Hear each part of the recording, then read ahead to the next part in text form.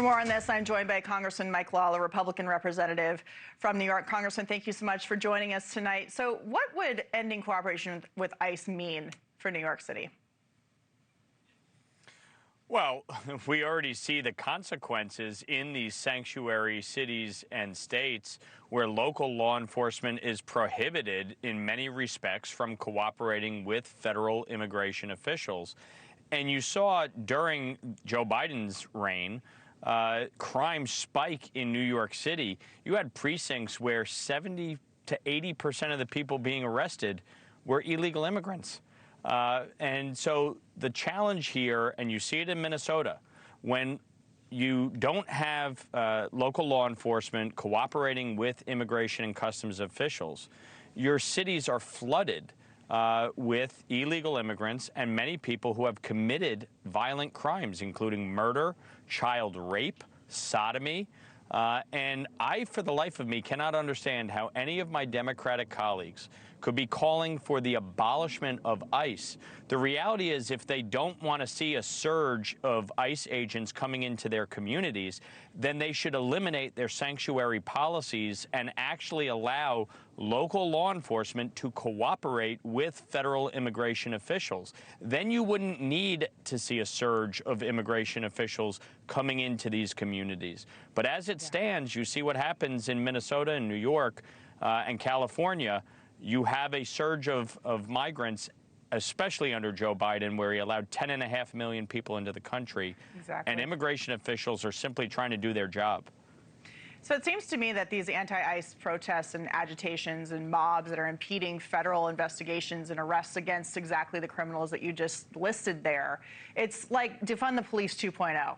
You know, if you take the ICE agents out of the cities who are going in to get these criminals, those criminals then get to stay and they then go on and commit crimes because they don't believe in following the law.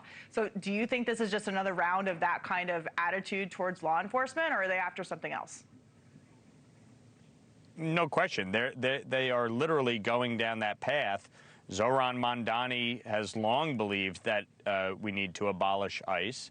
I have 7 Democrats running against me, and I put out a statement asking them, where do you stand on this? Do you agree with Zohran Mamdani that we need to abolish ICE? One of them, Mike Sachs, had the courage to at least tell the truth about his position and say that, yes, he does want to abolish ICE, and yes, he does support Zohran Mamdani.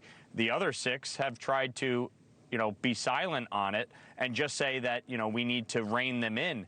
But the fact is that immigration officials have been put in this position because of the sanctuary policies and because of the open border policies.